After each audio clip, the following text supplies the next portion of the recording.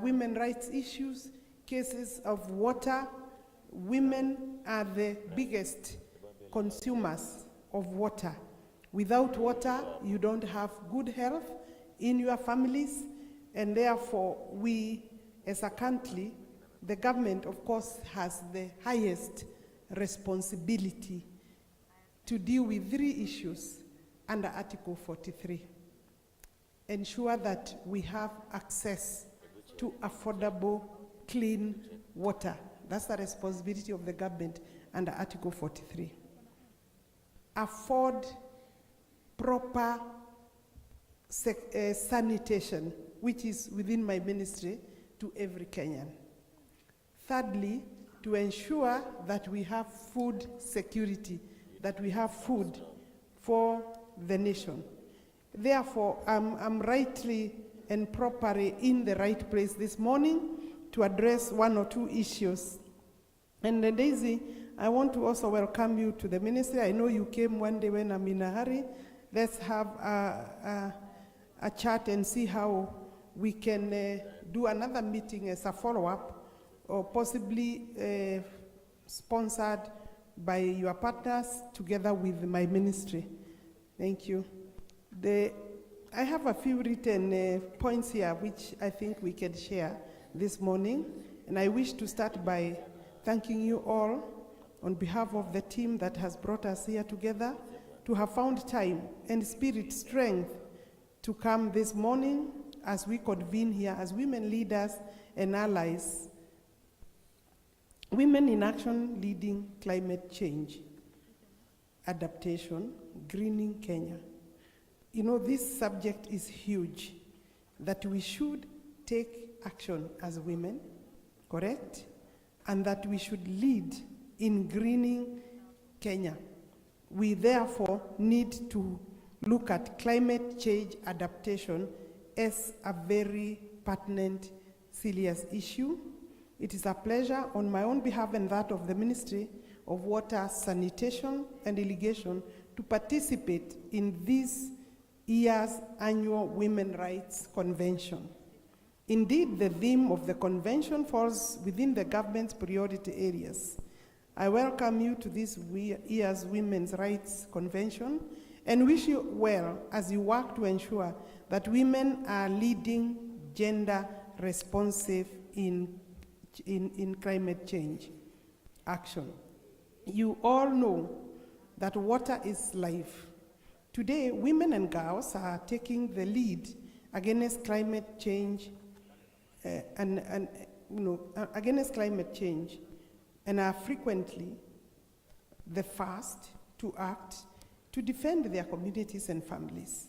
They are the pioneers and the change agents. They determine the majority of daily resource consumption and decisions for use. You know, the flower farms, you know, the irrigation farms, even in our small gardens, it's women who can determine how much water will be used without wastage, because wastage, again, is a key aspect of this conversation. You know, in domestic use, I'm sure you have girls in your stomachs. There could be somebody here carrying a baby girl. Take care of that baby girl. And I know there are also those who could be carrying a baby boy. I also see young women. So when we say girls, we are talking not only in here, but outside. This event will be a one-day convention where we will be discussing the intersectionality of gender and climate change. Water sanitation, hygiene wash is key in today's discussions. The outcomes issues of water sanitation and irrigation as we follow through the resolutions or commitments made by our government and those of other national governments like Canada during COP27. And how the county government's way of legislature or assembly by Honorable Waithera Chege, and I know she's key in bringing this meeting together. Mheshimiwa Waithera, uko upande gani? Huyo. Mpatieni huyo mrembo makofi. I could claim that she is my mentee and she's doing very well.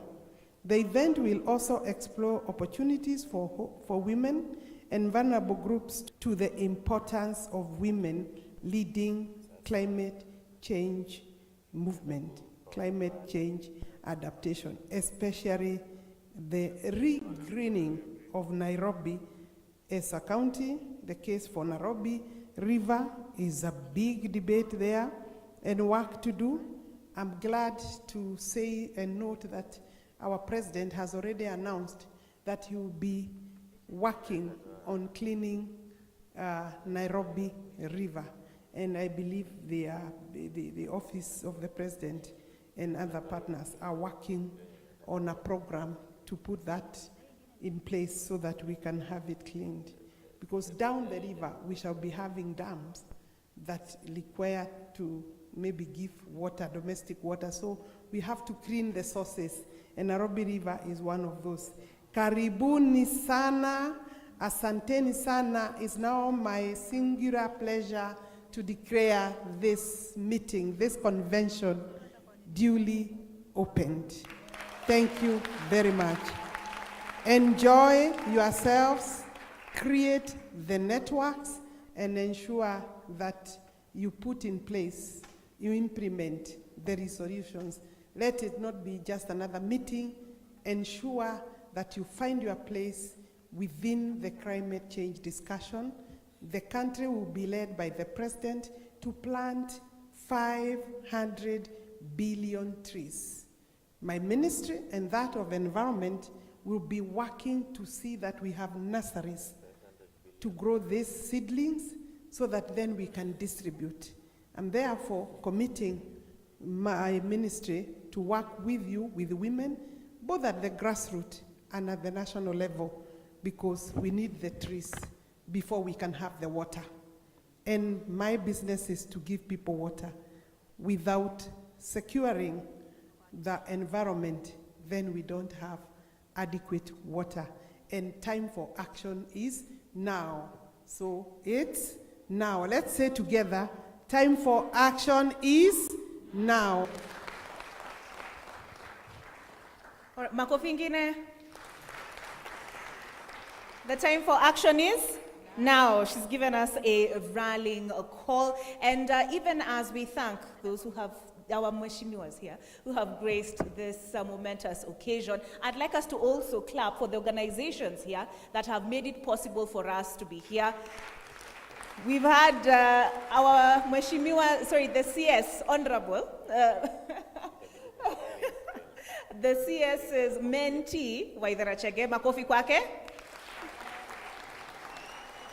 MP for Dagoretti North, wanawake wa Dagoretti. We also have Women's Voices in Leadership, Voices for Climate Action, County Government of Nairobi, and not forgetting Global Affairs Canada, makofi. Women there are working on climate solutions. So on your way out, please, if you could visit the booths where they're displaying the initiatives they've undertaken. Thank you very much. Makofi tena. All right, and we are still going to hear from more speakers this morning. And I'd like to invite to the stage Elizabeth Wadhuti, who is the founder, Green Generation Initiative.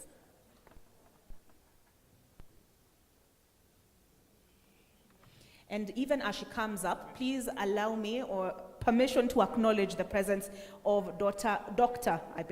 Pacifica Ogola, who is representing the Ministry of Environment. Oh, Honorable Soipan Tuya. And you are the Director, Climate Change? So you're asking, am I? But she will be speaking in her official capacity. But first, let's hear from Elizabeth.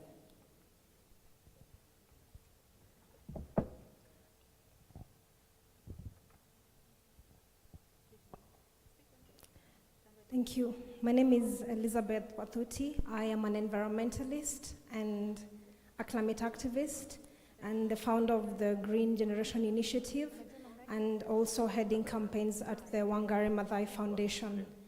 It's a great morning and I hope you all feel that your work and your voice in the space you are in matters a lot. When I was asked to speak in this forum and share my perspectives as a young woman, I couldn't help but look back on my journey, the opportunities, the challenges, and barrack the first few minutes to one of the most forested regions in Kenya so far. And I have childhood memories of chasing butterflies and gazing at flowers with trees ahead of me, bushes beside me. And I would sit among the trunks of the trees watching the forests that I grew up with. And that love that I had has stayed with me until today. And that is why I am fighting for nature's protection and the survival of the forest that I grew up with. Back then, I didn't know what was coming. We had frequent rains. In fact, the fastest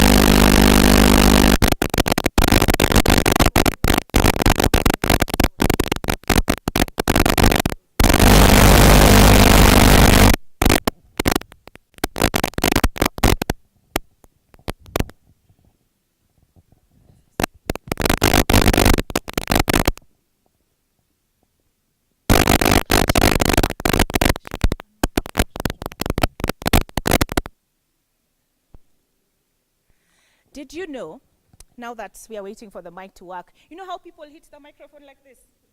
Did you know it's akin to hitting your eardrum? So you just speak into it and wait, you don't need to. It will not make it work any better.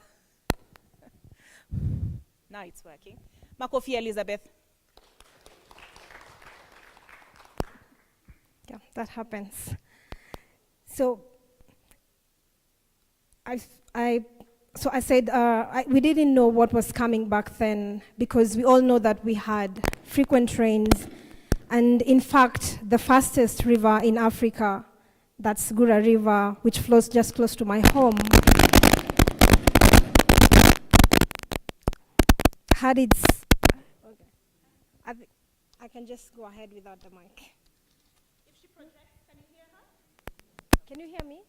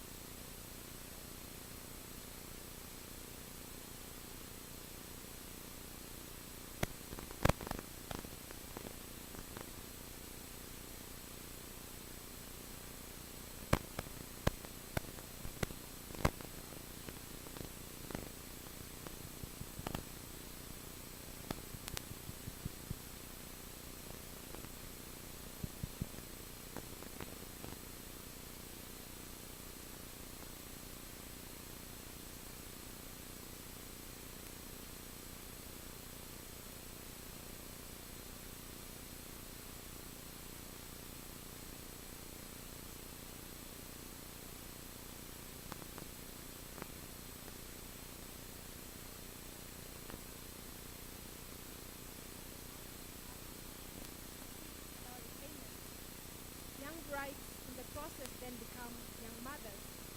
But their babies are also failing to thrive because the mother's bodies, starving of proper nutrition, cannot produce enough milk to feed them. Also, once their water sources in such regions have entirely dried up, women are having to walk extraordinary distances just to fetch water. And we know that as water becomes more scarce, the girls and women also become more and more vulnerable to gender-based violence as they head to the water source, where in many cases they have to do it during odd hours to avoid the long queues. Women, without a doubt, are disproportionately impacted by the climate crisis, and the UN has also estimated that 80% of people displaced by climate change are women. But also, women have the potential to solve it. The empowerment of girls and young women can be a massive gaps in education. We can help countries better adapt to the effects of climate change and also decrease the rate and impact of global warming. So it's clear that empowering girls and women is among the most impactful ways of addressing climate change. Women have the potential to solve the climate and ecological crisis. Women and girls can also transform food systems for climate resilience. And empowering women is not just about education and family planning. It is also about putting their voices at the center of decision-making spaces. And it also goes beyond putting more female faces on panels, even in platforms such as the COP. At COP27, for instance, only 7 out of the 110 world leaders who attended were women. That was only 6%.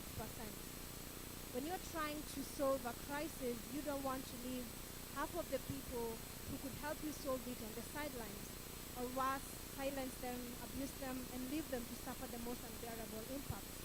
It is the high time that we empowered girls to become the leaders we need, and it's the high time we also center the voices of women, because without gender justice, there can be no climate justice. Lastly, we all have a role to lasting difference through collective action, and we must keep going as if nobody is coming to save us. There are so many actions we can take. Pick an environmental issue that you care about and begin to do the best that you can to be a part of the solution. You can grow trees to maturity and not just planting and forgetting about their survival.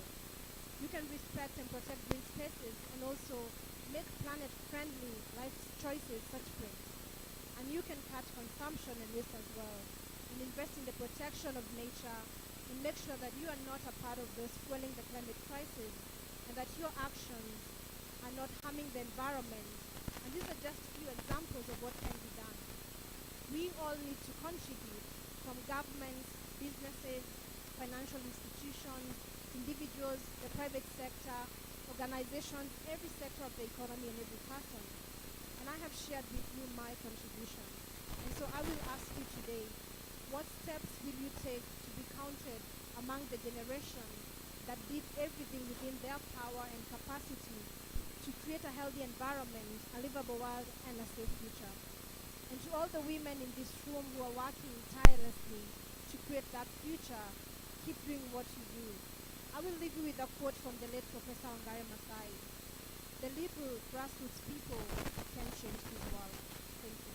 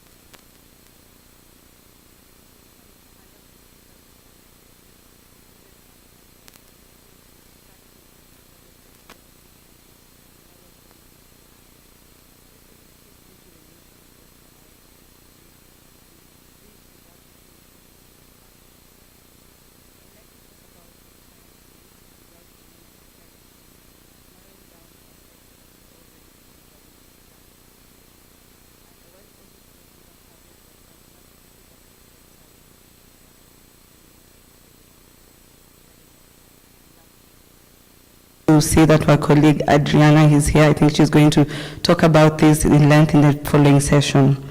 Studies have shown that PM 2.5 is associated with global mortality of approximately 9 million people. And this is a really, really significant number when you think about also how 34 million premature births are globally associated with this particulate matter that is really out in the air in the outdoor environment. The WHO estimated that 90% of the world's population is breathing air which exceeds the WHO air quality guidelines for PM 2.5. Low and middle income countries like Kenya, in low and middle income countries like Kenya, we find 98% of cities do not meet these guidelines. And unfortunately, the degree of monitoring PM 2.5 is still low, creating a critical gap in taking actions. If we walk outside in the environment, we are not very clear or aware of how much particulate matter is in there and to what effects or how adverse this means for us. So moving from outdoor air pollution to indoor air pollution, something that is really close home to us. In Kenya, it is estimated that 23,000 people die yearly due to household air pollution by cooking. This is cooking using kerosene and biomass including firewood, crop residues, and animal dung. This is a problem that is not only an issue in Kenya, but is also prevalent in sub-Saharan Africa. In fact, globally, about 2.6 billion people still depend on solid fuels, that is firewood and coal. According to WHO, almost 4 million people again die prematurely due to illnesses attributed to indoor air pollution. And this is really from inefficient cooking practices that we use every single day. Fuel combustion, that is burning of fuel so that you can cook as you meet your daily needs. It's really, fuel combustion for cooking leads to emission, and the cooking appliances that we use are not the most efficient. And as you think about this affecting human health, as we move into what the global framework say, the UN Sustainable Development Goals has and is factoring in issues around improving air quality in different sustainable development goals. For instance, goal number 3 talks about health and well-being. Goal number 7 talks about providing clean, affordable, and clean energy. Goal number 11 targets at looking at sustainable cities and communities. When you look at goal number 5 on gender equality, it really addresses issues around indoor air pollution and reducing inequalities as goal number 10. This is important as most women in a lot of developing countries, again, as it has been mentioned before, are being disproportionately exposed to emissions from burning of solid fuels, thereby subjecting us as these women into more risk related to indoor air pollution. The alarming evidence is that the emissions that are indoor air environment emissions are actually constantly exceeding the outdoor air pollutions by almost 1,000 times high probability of affecting your lungs. So you might think that maybe in your house you are safer if outside the pollution levels are rampant, but this is not any safe. Exposure to this particular matter has been linked to the several health impacts such as heart diseases, pneumonia, stroke, lung cancer, and other obstructive pulmonary diseases. This is mainly due to the cooking fuel that we use, the type of stoves that we use, the structural characteristics, ventilations in our houses, the geographical location of where we are, meteorological conditions, and importantly, the exposure time that we have. In 2021, ACI conducted a study in Korogocho, one of the largest informal settlements in Nairobi. The study found that kitchens were typically attached to living rooms or one bedrooms with one door or 3 or 4 times in a day, with each cooking session lasting between 30 to 90 minutes, highly increasing the exposure time that we have to these pollutants. Similar studies were also done in informal settlements of Mukuru, together with 6 p.m. to 9 p.m. is when most women are cooking indoors with poor ventilation, and this ventilation is due to the closed ventilation is due to security reasons and also because the structures do not have enough windows. So as much as this sounds dull and gloom, we recognize there's some efforts being done and there's a lot of solutions that are being implemented. These solutions are meant to enhance access to improved cook stoves such as biogas, jikokoa, improve clean fuels as the LPG briquette, with the aim of improving health and the environment. But we need to be more strategic in our endeavor to shift behaviors, patterns, and choices linked to cooking from the household level to the policy level. And as women in this room right now, this is our role in trying to see how can we be more strategic in the choices that we are making. The role of different development partners has been very critical in accelerating these efforts towards clean and affordable and reliable energy. However, there's fragmented efforts by different actors to implement energy access projects. We recognize this at these interventions at the community level when we do our studies, and the ad hoc manner in which these interventions are being implemented leads to gaps in terms of monitoring, functionality, and the impact of these solutions. So we miss to know what are we addressing if every partner is playing a different role. Development of the Nairobi City County Air Quality Policy and the Nairobi City County Air Quality Act. The leadership of Honorable Waithera, we really sincerely appreciate you, has been really important in this process, and also with the support to the Climate Change Directorate at the Ministry of Environment to develop an action plan for short-lived climate pollutants and black soot. This is really the smoke that comes out from our cooking. Our experience shows that it is really important to build the capacities and to support technocrats working in the energy, environment, and health sectors to identify this nexus with other sectors and build cross-sectoral partnership. In conclusion, all that research is saying is that it recognizes the gendered burden of cooking and how this limits women's earning potential and overall well-being. And overall well-being here includes rest, because women need to rest. We therefore look forward to continue these partnerships and to address the unique challenge that we are facing in the country. Thank you. All right, thank you very much, Carol. Carol Mungo, Research Fellow, Stockholm Environment Institute, Africa Center. Tumekaa for long, tusimame kidogo. Tusimame kidogo to stretch, na tukistretch, ningependa kuwaita Mheshimiwa Waithera Chege, Nairobi South Ward B, South B Ward MCA. Please come up to the stage. I'd also like to invite Mheshimiwa Beatrice Elachi, MP Dagoretti North, to also come up to the stage. Tusimame. And I'd also like to invite Dr. Pacifica Ogola from the Ministry of Environment to also come up to the stage. Hi, nilikuwa na ule rafiki wangu. Grand morning. How are you? Meanwhile, Nancy uko wapi? Nancy, where are you? Oh, there you are. Nancy, can you see mwana harusi? Where is she? Did she step out? Okay, we'll hear from her when she comes back. Yeah. Lead us in a few stretching exercises. 2 seconds. 1, 2, 3, 4, 5, 6, 7, 8, 9, 10. All right, the other leg? 1, 2, 3, 4, 5, 6, 7, 8, 9, 10. Yeah. Neck and shoulders? Better? All right, you can take your seats. And as you see, I'd like to invite the Nairobi Girls Chorale, watu sisimue kidogo, and then we'll hear from the two Mheshimiwas here on stage with me. But first, we'll also hear from Dr. Pacifica Ogola from the Ministry of Environment. Tuwapigie makofi wakija.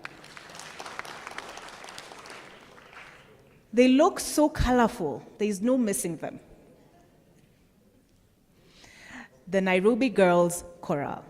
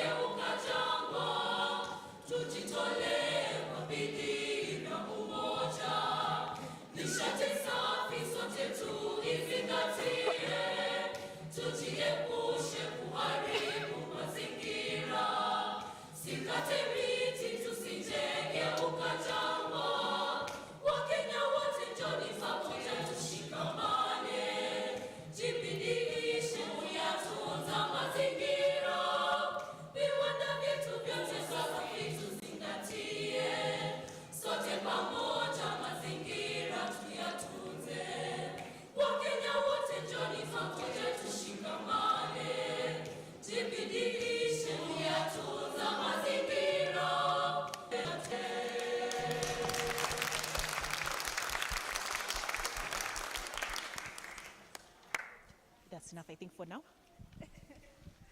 Makofi tena. All right, at this point in time, I'd like to invite Dr. Pacifica Ogola from the Ministry of Environment, Director, Climate Change.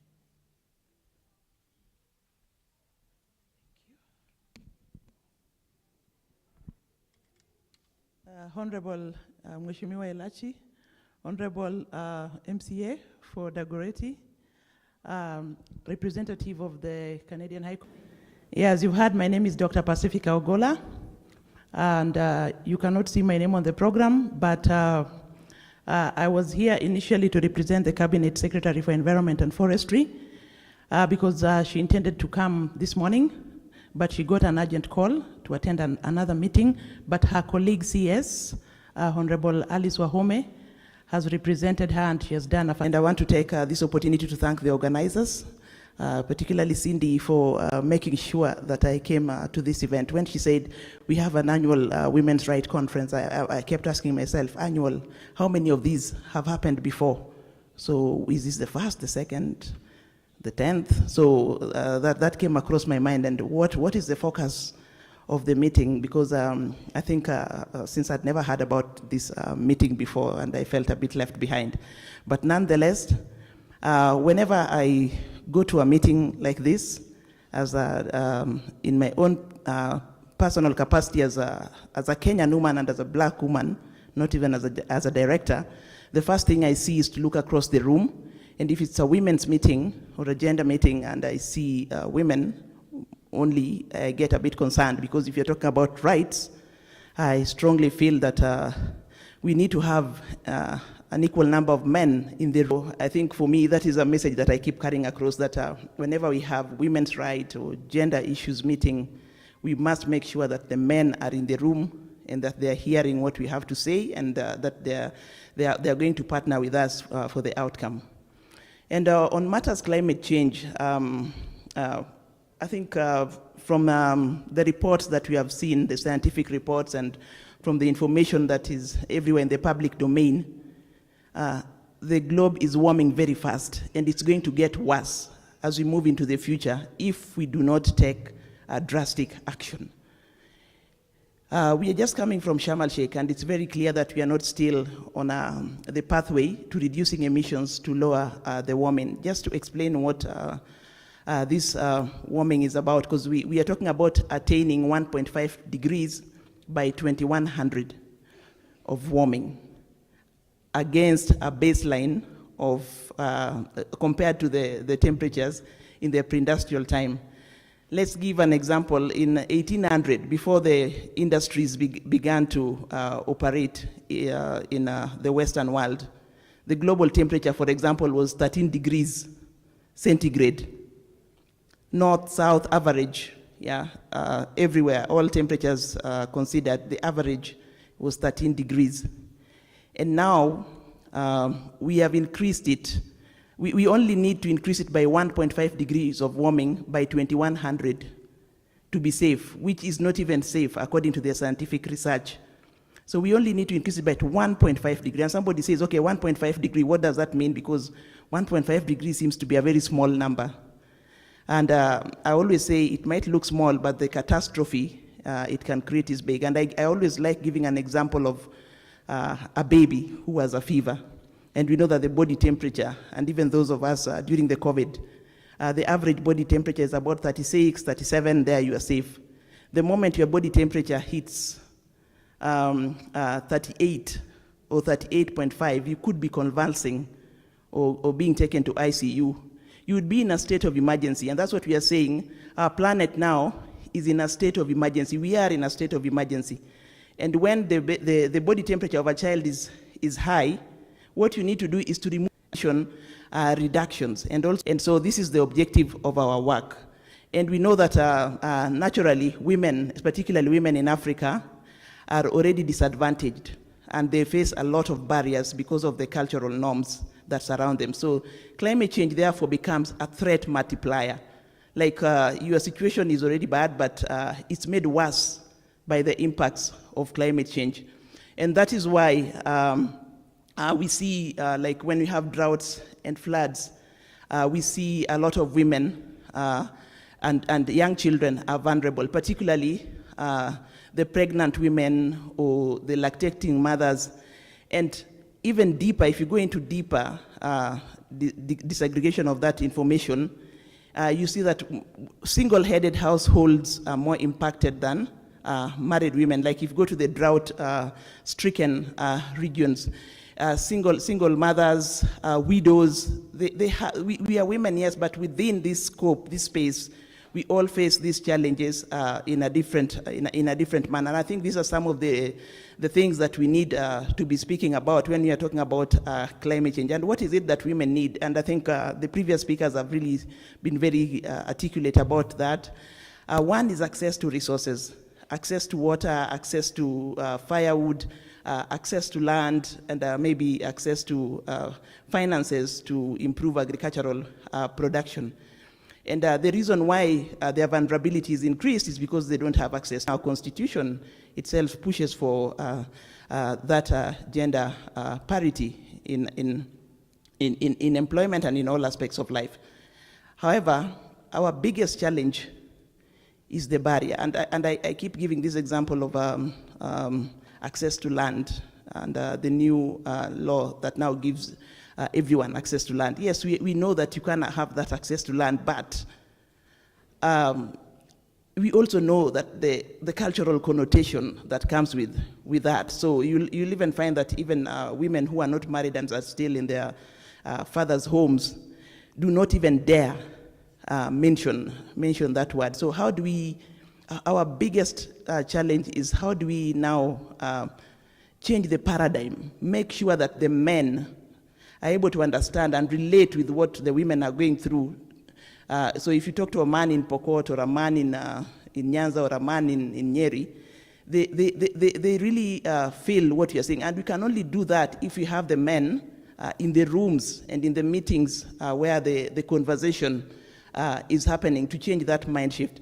And most importantly, I always say that if you do not educate the girl, then you are getting the child stuck in that vicious cycle being disadvantaged and of poverty. So education also becomes very key. And how do we even make sure that these changes are effected? One of the best ways that we can do this, and I think in this country we've had a lot of in flood. So creating these platforms is very important. As the Ministry of Environment, we've done a lot of, we make sure that this gender mainstreaming, we work closely with the ministry that is responsible for gender and youth affairs to make sure that all our policy documents have these components across all the priority areas, whether it's energy, water, and we also try to encourage various sectors to make sure that these are mainstream. And when it comes to climate change negotiations, not so many women are there, but in the international forum, but the United Nations Framework Convention, which is responsible for this, is now has a process of taking data and seeing how many women participated from how many countries. I think even in the case of Kenya, I think we also need to raise, at least to improve women participation, because when you write a letter requesting for nominees, most of the time you'll get men nominated to come to the negotiations. So I just want to say that, again, as women in leadership, it's our responsibility to lift the politician. And it's even harder, even where we are, even as a director. But you have to work hard, and you have to stay focused, and you have to be strong, and because you know there are other women who are also looking up to you, and you are like their mentor or role model. So with those few remarks, I thank you.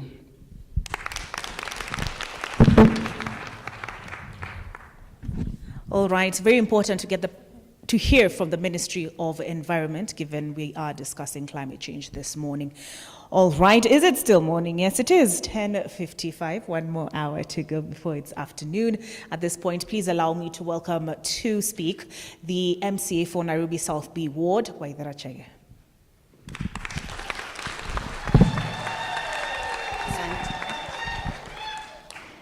Thank you very much, Olive.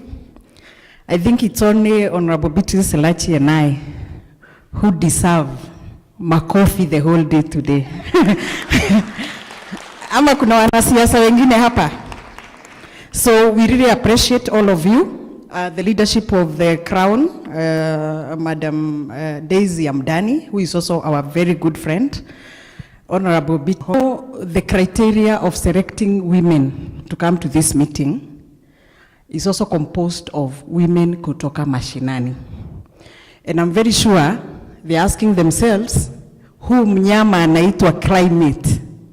At the end of this congregation today, are they able to say what climate change is? And one of the things that I'm going to propose is that we try as much as possible to break down the language. I personally have never colonized anybody, but I know anytime you want to colonize a community, you must start with the language. So we must make sure that once they go back to the grassroots, they are also able to forward that message, and the residents of both Nairobi and other counties are able to understand our agenda today. Having said that, I also want to confirm that both Honorable Alice Wahome. Na ametushika mkono when Honorable Elachi was my boss as the executive director for League of Kenya Women Voters. I was also the Secretary General, and I'm still the Secretary General of League of Kenya Women Voters. So she has held our hand. We have walked a long political journey with her. And therefore, when you told us that she was going to be a chief guest in this meeting, one of the reasons why we also agreed to be part of the hosting team is because you are also working with people who have walked with you in this journey. Having said that, I'm happy to have Dr. Adriana, who is also representing the UNEP, and I want to confirm in her presence today that Nairobi City County Assembly, where I'm the deputy minority leader, and I'm also elected by the people of South Bay to represent them, we passed an act of parliament in my previous term, And if you look at the back there, you'll also see my assembly clerks. Akina Cameron, stand up. That team of the assembly, please stand up. Tuwapigie makofi. You can sit.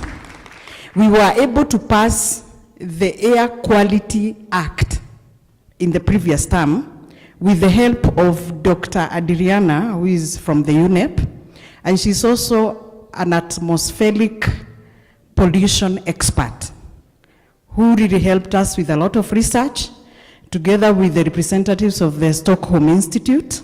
I think Carol has represented Stockholm very well. Dr. Philip also joined us in that research. And therefore, anybody today polluting Nairobi will have to face full force of the law through that act. On top of that, last week, I sponsored a motion, which I've already given a notice of, on the issues, and to be very specific, the agenda of climate change, the strategies the county has to put in place before anything else to address the issues of climate change. So I must say, because Honorable Elachi will also be coming here to tell us what the National Parliament is doing. From where we sit, we are not only politicking, we are also taking these agendas very seriously and moving forward, because I know you are aware there's a sitting that will be happening for women in the world, which is one of the biggest convention in the world. And both I and Honorable Elachi in the previous years have been attending that meeting. And one of the specific issues that next year, the month of March, CSW has agreed to address is the question of gender equality and climate change as one of the subject matters in that meeting. And therefore, Daisy, we want to request this convention that we must address concrete transformative climate action changes within the women's leadership gap. There are so many gaps. The ones that we are able to address at the county assembly, we will lead by example. The ones that are supposed to be addressed by the National Assembly, we have our friends, starting with Honorable Elachi. And if you look around all the countries in this world, areas that are led by women are doing exemplary. Number of elected women, especially in part of East Africa, is Rwanda. And therefore, that women are leaders in the communities. The full participation of women, we have women leading households. If you go to informal settlement, ama pahali tunaita slums, from this convention, if you tell a woman asiende kutumia jiko kwa nyumba, the convention must also be proposing solutions to why you are telling a woman living in the informal settlement that utumizi wa hiyo jiko na makaa ni mbaya kwa afya yake. So some of the expectations of this meeting today is that we are able to address those issues and propose solutions to those challenges. I'm aware that 80% of all women displaced by climate emergencies are women and girls. The impact of climate change definitely have a female face. Instead, this convention, I want us to discuss the solutions, and where climate crisis brings conflict and disaster, I'm aware that women will always offer a solution.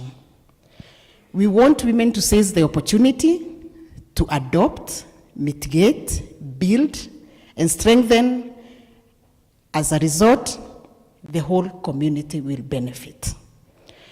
Women are leading efforts in sustainable energy, and where barriers are removed, they play a critical role in STEM economies. We had the Canadian ambassador talk about the blue economy. I'm therefore here to challenge my own government to focus on the issue of women gender equality as central to climate change and offer policy and law solutions. I'm personally willing to lead by example. As I have said, we have already done a law on the same, and moving forward, we'll now be debating that motion. Some of the solutions that I'm proposing is that, one, we need to make the necessary amendments to the existing laws to allow women access resources. If you look at our Women Fund, Youth Fund, and any other fund that has been introduced by the government, there are so many gaps, and there are so many stumbling blocks. And we are saying that especially on clean energy for everybody. Number 3, we want to involve technology in addressing the issues of climate change.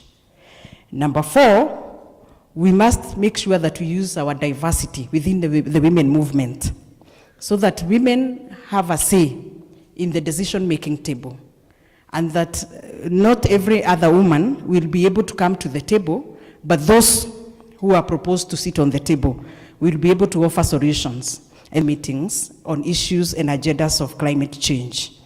Number 5, we must deliberate and we must be deliberate and be consistent in ensuring space for not only women, but young women and girls who have been leading in the climate change debate.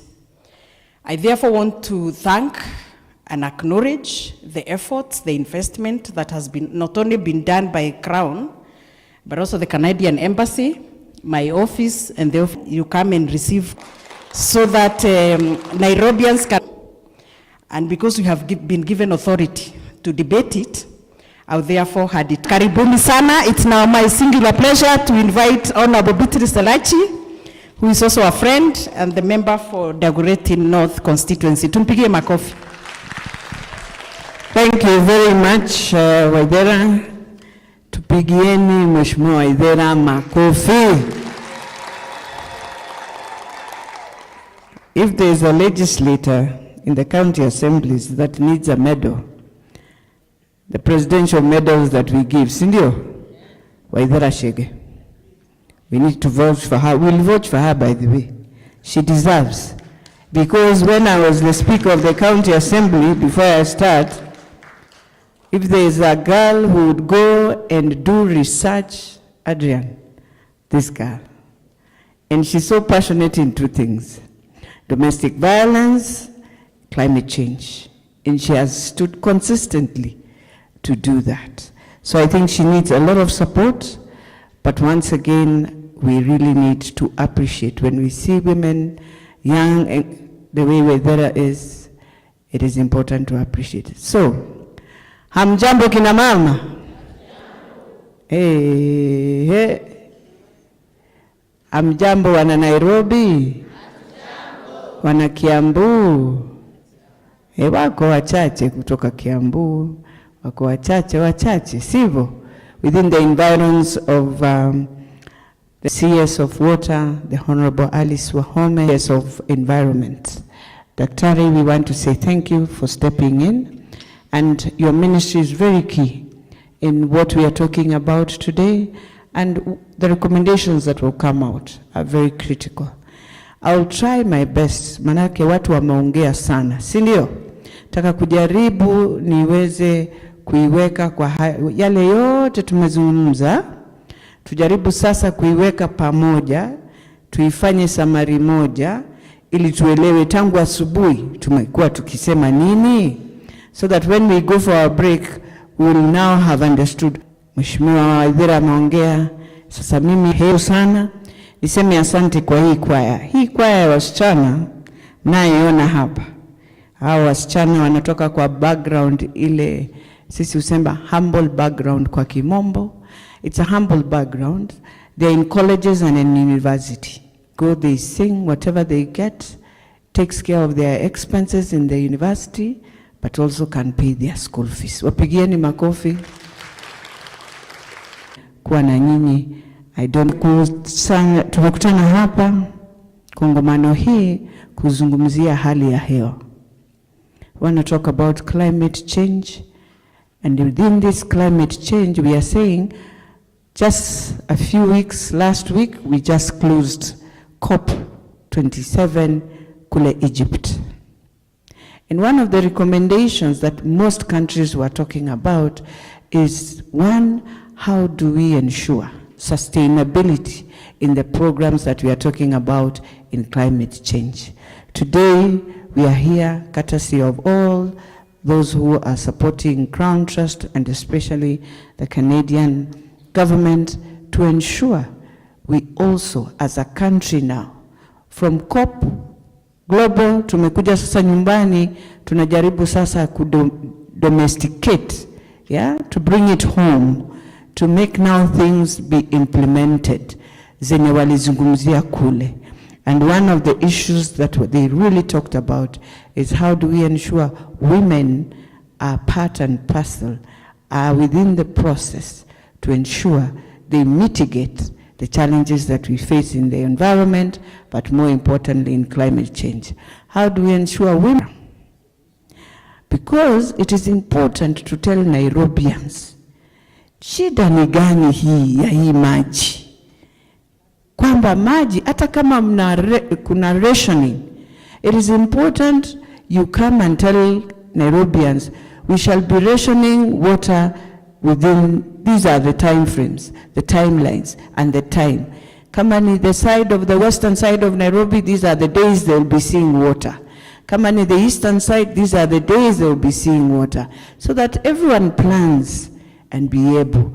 But you cannot come, also, we want, kwa hiyo maneno ya climate change, tunataka watuambie mito zimefanyaje. Manake mimi najua Nairobi water kwa hivi sasa imejaa taka. Na Nairobi water haianzi hapa Nairobi, inaanza Ngong, inakuja Mbagathi hivyo, inakuja hivi ndio iende iingie Athi River. So you're imagining when you pollute Nairobi River, then you have polluted the getting your vegetables, your fruits, everything. Why do we have cancer? Some of the challenges that we find when you pollute our rivers. Because if you allow industries, the way we have done, to come and pour all the chemicals within the rivers, then we will find ourselves clogging with different chronic diseases, but we are not sure. So what is creating this? It's water. And so clean water is very critical. And how do we manage that whatever little resource you have of water, because imagine you'll have water. So it's very easy for the world to find itself in a crisis of water. We are saying in Kenya, women are willing to partner with the Ministry of Environment to start planting trees. We are saying in Nairobi, we are willing to do vertical farming because we don't have big lands. Ukikuja juu, then they can say, I have my schools within Nairobi. We will have to have a program. Adrian will come to you to just start a clear program so that children will understand why are we talking about climate change, but more importantly, making Nairobi green by planting trees, by ensuring each adopts a tree and gets to know why the value of adopting that tree and taking care of the tree. We are talking of economic empowerment. How do we change to clean energy? How do we ensure women? I've seen one of the groups from Nyandarua. They are using cow dung and soil to make briquettes. You remember we started by making briquettes with charcoal. Now at least they've come with a new formula, which can be done in western or any other side. Udongo na manure ile ya ng'ombe. Unaichanganya pamoja, unaikausha, inakuwa makaa. Na hiyo ndio tunaita clean energy. Tuko na wale pia wakule north dust. So inamwagwa tu pale, you find it just there. They are making briquettes and you can't believe 20 briquettes will cook food for 600 people. I was shocked. And it's pure clean energy. Lakini sasa tunatoka kutoka huko, manake hiyo ni miti. Lakini ni ile miti walikuwa wamekata, wamewacha, wamefanya hii team cells na hao watu wote hizo vitu zote wanafanya. Women can be doing that for economic empowerment in different ways. But in the rural, we are saying, even in Kiambu or wherever, you can change your kitchen to completely clean energy by going biogas or doing those briquettes within manure and na mchanga. We want to ensure, as we finalize this convention in the end, that we come up with a clear program and a framework that will help the women to be sensitized in our informal settlements, to understand, even if you're living in an informal settlement, the first thing you must ask yourself is, how do I ensure where I'm living, at least there's a tree. Hata kama naishi Mathare, kuna ule mti naweza panda, na nitatumia mbinu gani kupanda. Kama naishi Mathare, ni vipi naweza fanya kama mama nielezee wale wengine hali ya kulinda maji. Leo hii ukifua nguo na ukuwe na jivu na uweke ndani, wajua inatoa hiyo sabuni yote na unaimwaga like a flash thing. Now why? Because we pollute chota, inaharibu manyumba na inafanya kila kitu. For us, I think when I look at the program, we have many other guests who come in, watazungumzia maswala ya kuhakikisha, yale nimezungumzia, kuhakikisha kuna mazingira masafi. And when we are talking of clean environment, we are also talking about our drainages. We are also talking about garbage.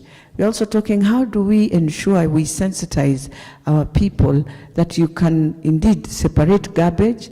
The one that is gradable unaimwaga mahali, tumesema vertical farming. Hii ingine ya plastic unaeka mahali kuje throw your garbage.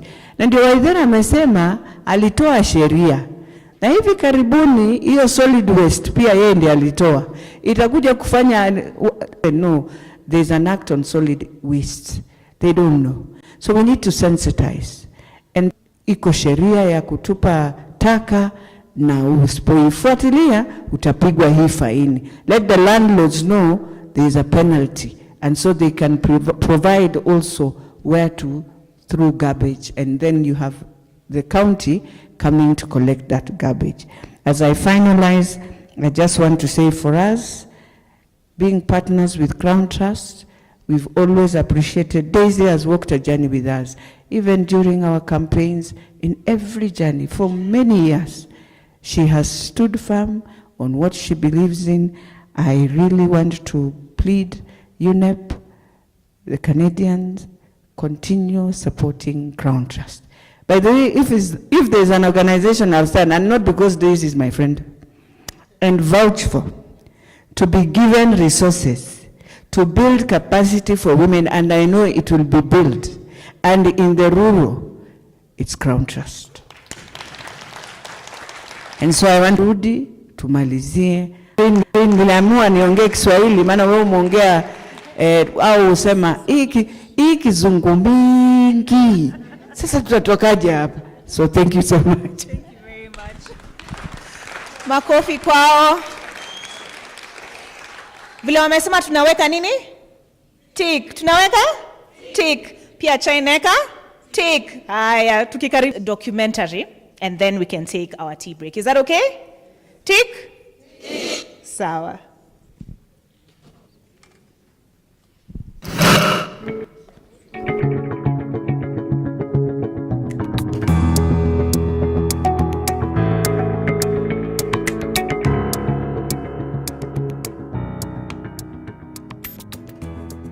I think that it is very, very important to continue encouraging our governments and ourselves that the environment is not really an issue for tomorrow. The environment is everyday video issue. If you'll allow me it's to the go air back we to breathe. English. It's the water we drink. Tuliulizwa swali ya hii climate change. Change ni. So vile mi huva miwani na kuanga climate change. All right, perhaps this lady in yellow, because I can see hiyo rangi inanita. The lady in yellow can tell us what her understanding of climate change is. And then you can signal me when you're good with the documentary.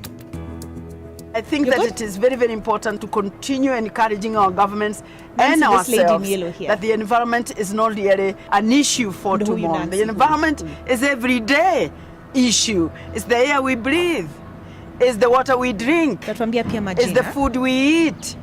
And we can't live without these things. We are expanding the green areas in Nairobi, working with I think it's good morning still. Other good morning. people. Chuki Park here, and I believe that we shall be complete in a month. This is the future. We need city.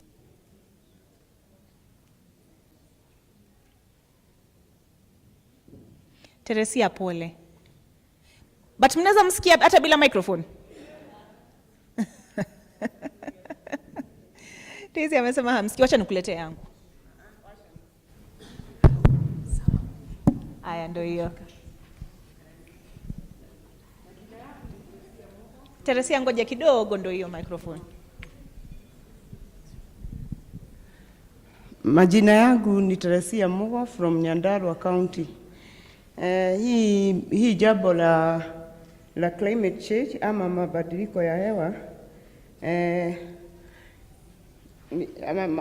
yani mabadiliko ya nchi ndio tunataka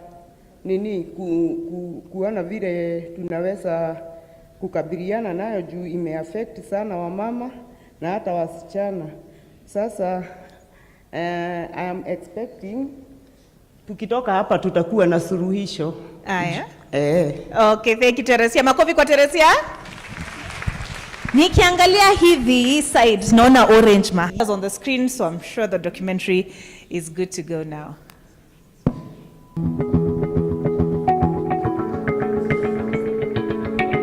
Naitwa Wilkista. Wilkista. Yes.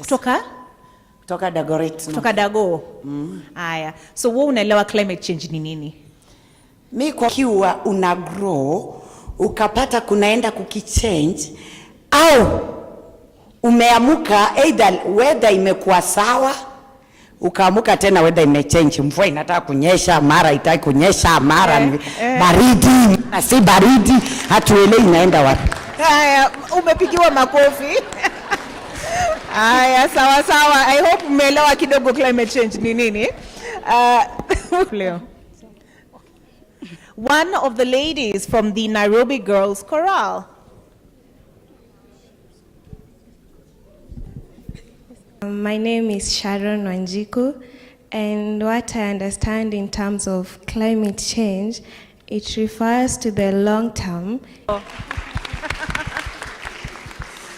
All right, at that point, and actually this documentary is about Nairobi County. Mnakumbuka zile objective tulipitia?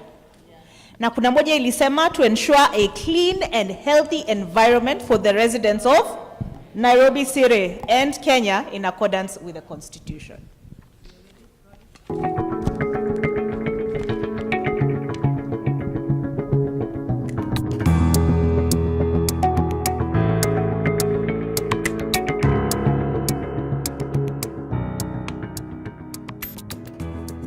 I think that it is very, very important to continue encouraging our governments and ourselves that the environment is not really an issue for tomorrow. The environment is an everyday issue. It's the air we breathe.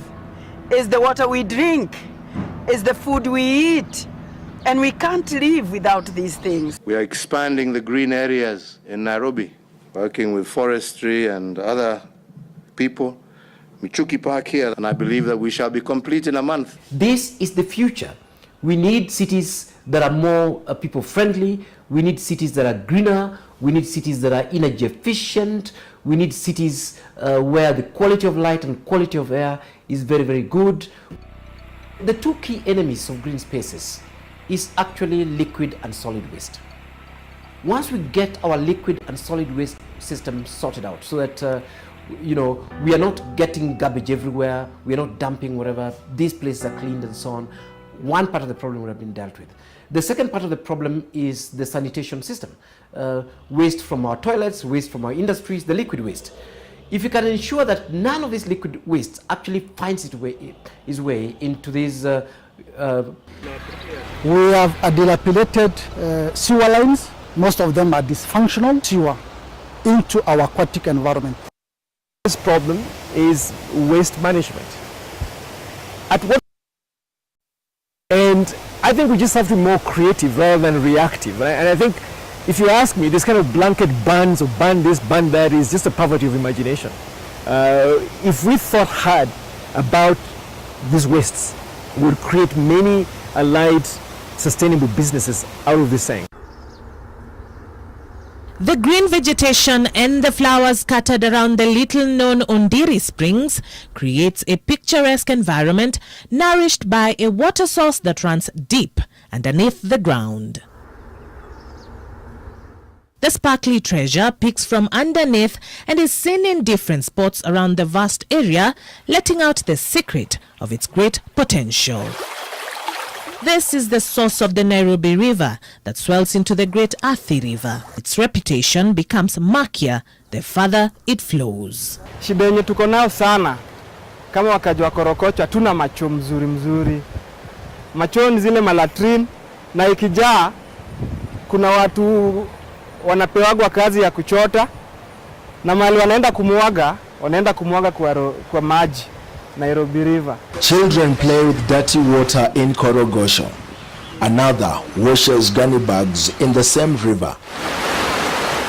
A middle-aged woman is cleaning clothes and gunny bags to fend for her family here. All of them oblivious of the danger that lies within this neatly scripted story of a river flowing with average serenity. Lakini unasema tuangalie ndani. Hali ilikuwa hivi. Hapana. Maji ilikuwa safi. Sisi tulikuwa tunakunywa, hata kitu ya kunywa ilikuwa hapa. Kusota tunakunywa, lakini sasa hawezi. Shida iko hapa. Uchafu unatoka wapi? Ni siwenzi tuseme kwa hivyo. Kutoka pande ya juu.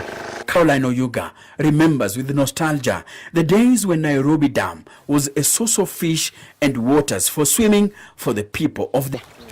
Ukiambua mwisho wa damu, hata hapo wakati huo, hii club, Silanga, sijui inaitwa Silanga nini hapa. Wazungu walikuwa wana patrol humu ndani na boats. Lakini sasa haiwezekani kwa sababu ya ile kwekwe ile iko pale ndani. When you have medications that you haven't taken, where do you take it? You take it to trash, which is what everybody does. Or if you're lucky to live in a place where there's a pit latrine, that's where it goes. Water will get to it, and then it will pull it out, and then the content will go into the pit latrine. They don't sit there. It gets into the water table. So then when you're talking about the river having antibiotics, it is either somebody put antibiotics in the river or it came through the water table or through some of the animal, because we use antibiotics on animals too. So the other uses, but there are many ways to get the antibiotics into the water. The water used to make the antibiotics, but they are only prescribed for those who are sick. Like if you are on chemotherapy, the regime for chemotherapy treatment is very heavy on metals. But when it ends up in the rivers, our food chain is contaminated because farmers are using this water to irrigate sukuma wiki or spinach, and in the process, these crops are able to absorb those metals, and in the process, it means when you are taking a meal, you're already taking an extra heavy dosage of heavy metals. So if you're not sure and not understand that you should take all your pills, then you toss them. You're exposing kids to hormones. You're exposing people to antidepressants that they don't need because there's side effects to that. You're exposing people to anti-seizure medication. Is it the reason why we are seeing diseases that we never used to see? Girls at 8 having menstrual periods. The Ministry of Lands says the city-county of Nairobi is to blame for allotting public land to private developers. During a session with the Senate Standing Devolution Committee, Lands Cabinet Secretary Farida Karone, however, said they have embarked on a program to document and title public land in partnership with the county. We are here today following a complaint from the members of parliament, which was brought to the House by Senator Umanga, complaining that public land has been grabbed. We are at the site of construction which previously had a clinic serving the people of Parklands. This land has since been alienated and given to a private contractor who is putting up flats.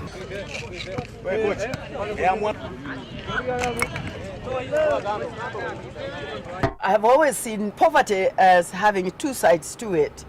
Poverty will cause environmental degradation because, as I sometimes do, a poor person will cut their last tree to cook what may be their last meal. They're not worried about tomorrow. They're worried about today. Climate change is affecting everybody, and food security is going to be an issue. Food productivity, diseases are going to be increased. So one of the ways, the little ways we can do is to make sure that we restore our environment by planting trees. It's important that the young generation and the older generation come together and restore the mangroves, because this is our future. Whether you're going to be here for the next 20 years, whether you're going to be here for the next 5 years, these trees are important. And there's a saying that says, you don't plant a tree to sit on it, you plant a tree so that the next generation can benefit from it. So what I would like to see for the future is when people are able to take responsibility in protecting the environment and actually do it intentionally. We are the ones responsible in destroying it, and we still have time to restore it. We still have time if we only took the time to actually do something about it. We mambo mengi hapo. Makofi. All right, it's about that time. A well-deserved tea break before we come back with the panel discussions. Now, as we stand, I just need you to do one more thing for me. Hii ukuta, alafu huu mlango uko hapa. Hapo ndo mtapitia, not these main doors here. And then, unajua kuna ule simuwezi kosa kuchukua. Mnaijua? Inaitwa Call of Nature. You can go through those main doors. You'll see stairs. You'll find the washrooms down the stairs, okay? There are signs which indicate which way to turn. All right, you have your phones? I'm sure you have your phones. Speaking of calls, let's take a picture. You can take a picture with the person sitting next to you. You can take a picture. The hashtag is hashtag Women Rights Convention, hashtag Climate Justice KE. Mumeshika? Hashtag Women Rights Convention, hashtag Climate Justice KE. So our break is 20 minutes long, so you have plenty of time to post these pictures. I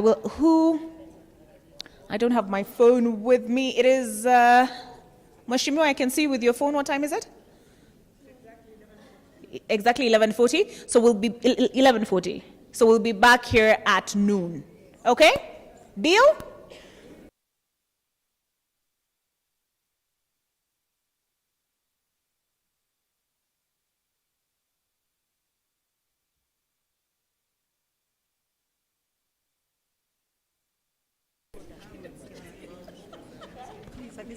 VIP? Yeah. Okay. I have been advised, just one quick second, I have been advised that we'll go by row in the interest of order. So we'll begin with the first and the second rows in that order. Sorry? First, second, and third row. Okay. Let's start with the first, second, and third row. My apologies.